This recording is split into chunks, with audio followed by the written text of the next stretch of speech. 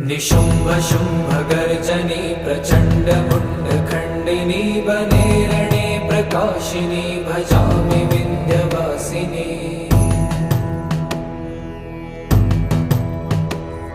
त्रिशूलमुण्डधारिणी धराविघातहारिणी गृहे गृहे निवासिनी भजामि विन्ध्यवासिनी।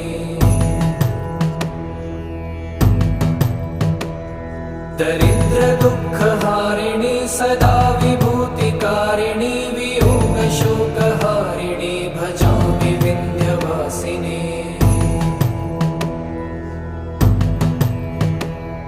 लसत्सुलोललोचनं लतासनं वरप्रदं कपालशूलधारिणी भजामि विन्ध्यवासिनी। कराब्जदान